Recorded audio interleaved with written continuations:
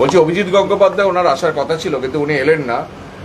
যে লাঠিচার্জ হয়েছে তার প্রতিবাদে উনি আপনার কাছে আর এলেন, চিঠি ছিঁড়ে দিলেন। উনি যে চিঠিটা নিয়ে আসার কথা ছিল সেই চিঠিটা মুখ্যমন্ত্রীকে দেওয়ার কথা সামনে ছিঁড়ে দিলেন। তোলো ছিন্ন চিঠি বাঁধো নতুন তারিখ।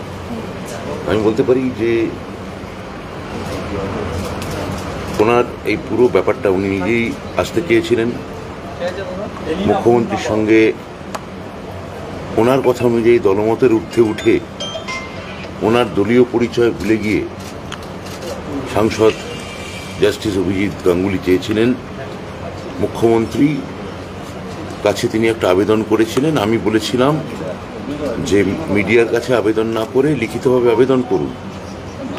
তিনি আমার কাছে মুখ্যমন্ত্রী চিঠি দিতে আসারই কথা ছিল, অর্থাৎ তারপরেও তিনি এলেন না। মানে আমার একটা লোককবিতার পংক্তি মনে পড়ছে, লোকগানের, তুমি সর্প হয়ে দংশন করো, ওঝা হয়ে ঝাড়ো। তুমি সর্প হয়ে দংশন করো, ওঝা হয়ে ঝাড়ো। মুখ্যমন্ত্রীর কাছে উনিই বলেছিলেন আসবেন, মুখ্যমন্ত্রীকে চিঠি দেবেন আমার মাধ্যমে, মুখ্যমন্ত্রীর কাছে এটার একটা বিচার চাইবেন। তারপর উনি ব্যাক আউট করলেন এবং এই যুক্তিটা কোনো যুক্তি হতে পারে না যে যুক্তি উনি বলছেন।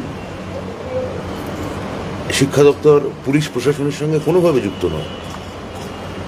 ফলে উনি আমার সঙ্গে দেখা করে এবং ওনারই দেওয়া সময় আমি সেই সময় বসেছিলাম, তো উনি এলেন না। ওনার এটা ব্যাপার, উনি দলীয়ভাবে কোনো বিপদে পড়লেন কিনা, দলীয় কোনো প্রতিবন্ধকতা তৈরি হলো কিনা, দল ওকে বারণ করলো কিনা, পরে এই ক্ষেত্রে ওনার কোনো অসুবিধা হবে কিনা এটা উনিই বলতে পারবেন।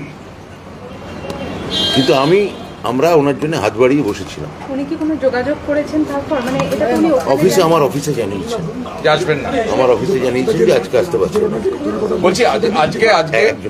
বলছি আজকে চাকরিহারা শিক্ষক যারা তারা ডিআই অফিসে গিয়েছিলেন, পুলিশ যেভাবে তাদের লাঠিপেটা করলো এবং এমনকি লাথি পর্যন্ত মারছে, লাথি। ডিআই অফিসে গিয়েছিলেন কেন? তারা গিয়েছিলেন প্রতিবাদ জানাতে, আন্দোলন করতে। তাহলে আমার বক্তব্য হচ্ছে যে সেদিন নেতাজি ইন্ডোরে মিটিংয়ের পর মুখ্যমন্ত্রী বার্তা দেওয়ার পর ঘটনাটা দুর্ভাগ্যজনক, নিন্দাজনক, এগুলো যেমন একদিকে সবই সত্যি, আবার এটাও সত্যি যে সেদিন মুখ্যমন্ত্রীর নেতাজি ইন্ডোরে মিটিংয়ের পর তাদের নেতৃস্থানীয় সঙ্গে আমার বৈঠক হয়েছে।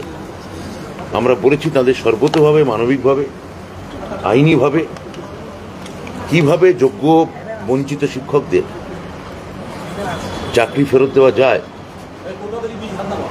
সে ব্যাপারে একটা সুরাহার পথ আমরা খুব দ্রুত বার করব। সেই নিয়ে ওদেরই নেতৃবর্গের সঙ্গে কথা, ওরা আমাদের সঙ্গে বসতে চেয়েছিলেন এই শুক্রবার বা শনিবার বা এই সপ্তাহে। সে তারিখও ঠিক হয়ে গেছে যে ওরা আসবেন। হ্যাঁ, আমি একা না, এসএসসি চেয়ারম্যান থাকবেন, যে কমিটি থাকবে, পুরো এন্টায়ার কমিটি, আমার বিভাগীয় সচিব থাকবেন।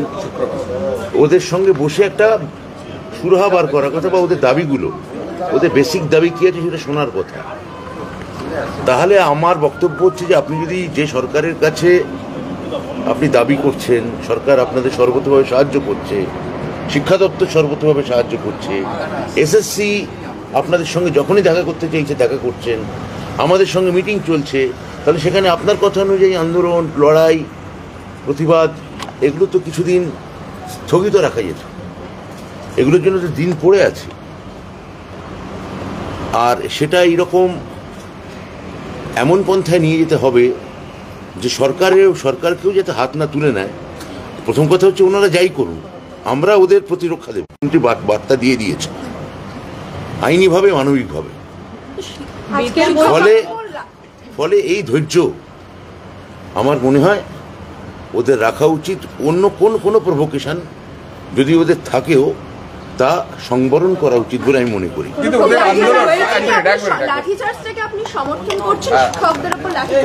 তো প্রথমেই বলে দিলাম এটা তো একটা বিচ্ছিন্ন পার্ট নয়।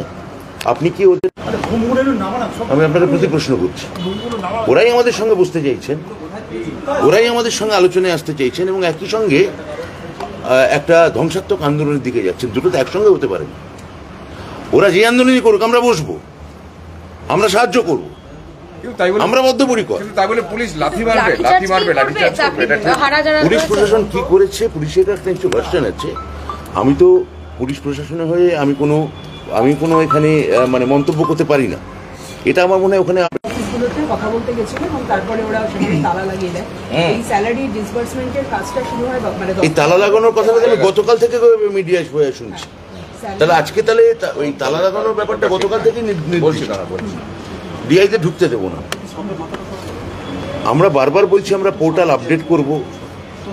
মুখ্যমন্ত্রী বার্তা পরিষ্কার দিয়েছেন, কোনো স্কুলে কোনো ট্রানমিশন লেটার নেই, কোথাও বেতন বন্ধের কথা কি আমরা জানি না। আমি অন্তত জানি না দেওয়া হয়েছে কিনা।